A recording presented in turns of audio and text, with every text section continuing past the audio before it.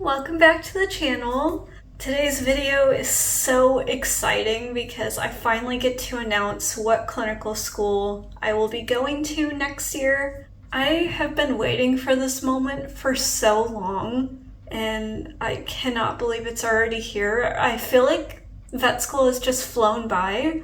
For clinical year, I did make a separate video going over the process of what it's like to apply for clinical year at SGU, so please be sure to watch that before this video because some of the things that I'll be saying might not make much sense until you watch that video. For SGU in particular, for my class, we had to choose 5 schools that we wanted to go to because our class size was so big. And that probably will be true for future terms as well because the class size keeps increasing. At the beginning of term 5, we had about 2 weeks to figure out what schools we wanted to go to and submit a form that they based off of our GPA and also any special circumstances that we might have written on the form to choose what clinical school we would be going to.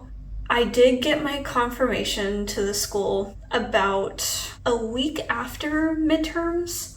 I'm gonna let you know what schools I actually chose on my list. So I had Virginia, Maryland as number 1, Mississippi State as number 2, University of Illinois as number 3, LSU as number 4, and Missouri as number 5.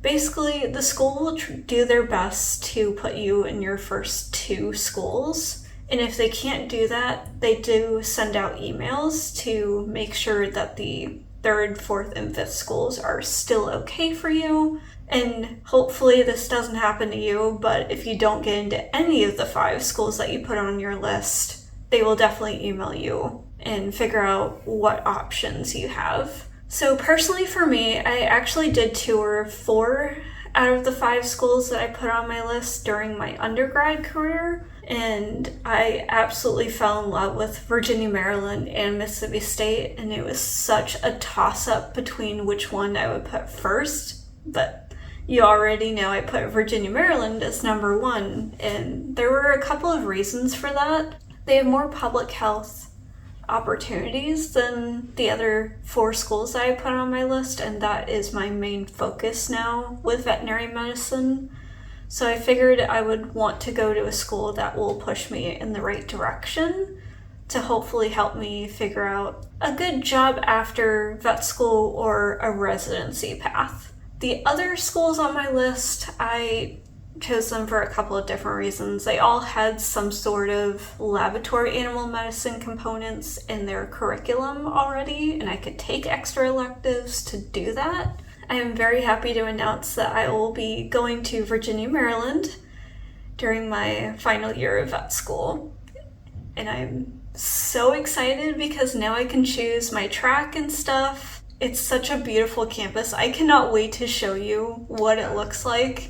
And I will take you with me as I go through the process of filling out all the paperwork that I need to do, all the immunizations that I have to get, and also the housing process because that is the next big challenge of finding an apartment there when I'm still here on the island of Grenada. So it's not very easy to coordinate this stuff, especially when I have about a week to get off the island and also move to my new school.